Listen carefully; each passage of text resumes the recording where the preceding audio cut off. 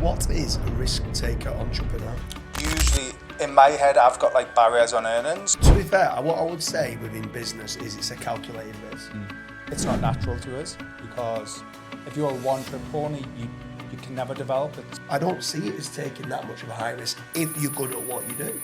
If you're not good at what you do, you need to learn to be better. And I'm not going to do a high risk for a low reward.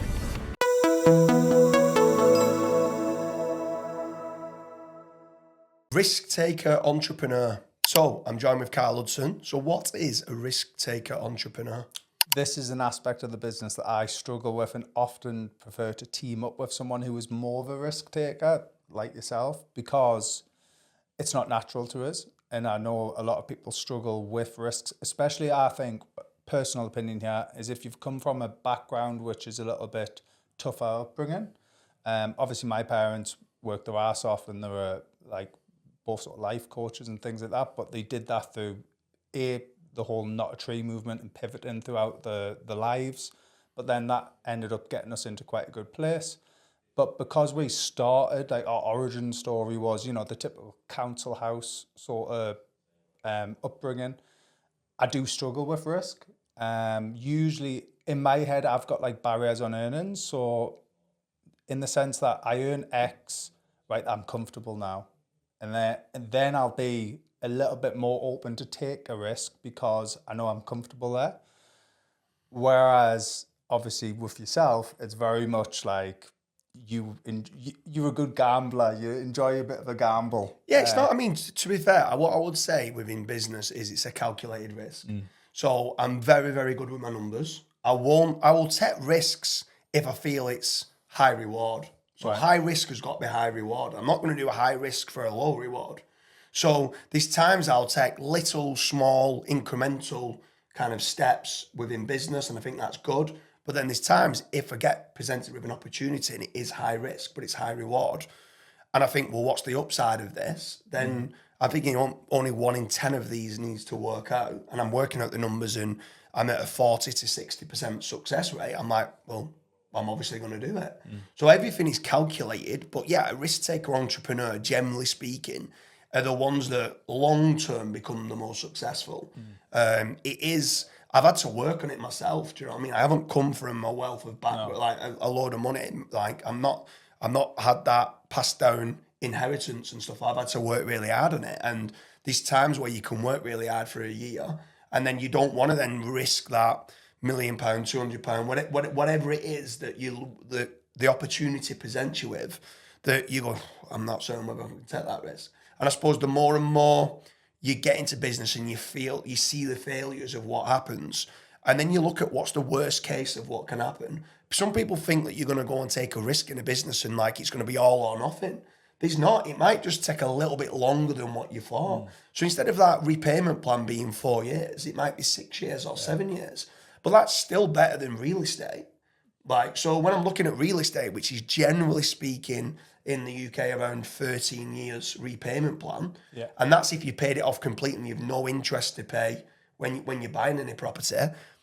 Within SEO, it's 2, 3, 4 years. Do you know what I mean? And not only that, it's if you're good at SEO, you can obviously build upon that. So for me, like a risk taker entrepreneur in digital assets, I don't see it as taking that much of a high risk if you're good at what you do.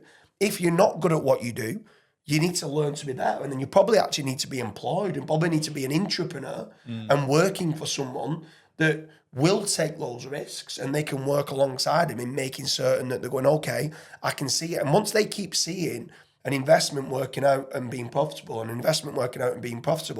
there's so many times that it keeps going well. Then they start going, hold on a minute, I thought it was a risk, but actually it's not risk. And that's where, like if you look at pension pot investments with regards to SEO, it used to be in that very high risk category. Then it went into the high risk category and now it's in the medium risk category. Because actually they're starting to realise that actually there's lots of sites that have been there for a long time and remain there. Don't get me wrong, like there's lots of sites that have been hit with helpful content update and been hit very hard. But a lot of big brands and magazines and stuff, they've been around for 10, 15 years, and a lot of those aren't being hit. And the pension pots aren't touching the smaller niche sites. They're going after the bigger ones, generally speaking. I would say also skill stacking's like a fundamental that most risk take entrepreneurs get pretty good at. Because, for instance, I know you're very good at stacking skills, i.e., you don't have to understand, you don't have to be the top 1%.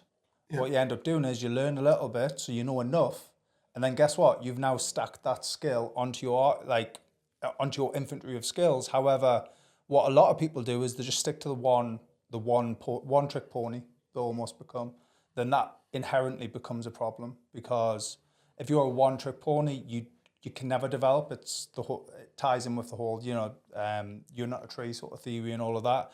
Is if you're skill stacking, you're then capable of hiring someone who is better than you at that skill, because you understand it a little bit. Yeah. Whereas if you don't understand it, it's very, very hard to hire someone to take over.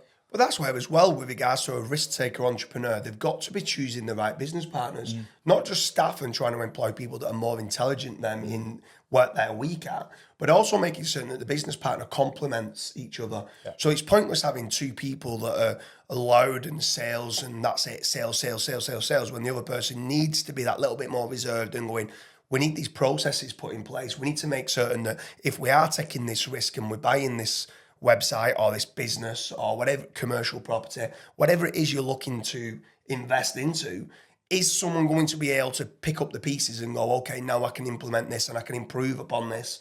I can make cost savings. It's not just about growth. Yeah. It's about lowering the amount of expenses that's coming along as well. So a risk-taker entrepreneur needs to be intelligent enough to understand what they're weak at, and then either employ what they're weak at or set up a business partner of what they're weak at as well. Yeah.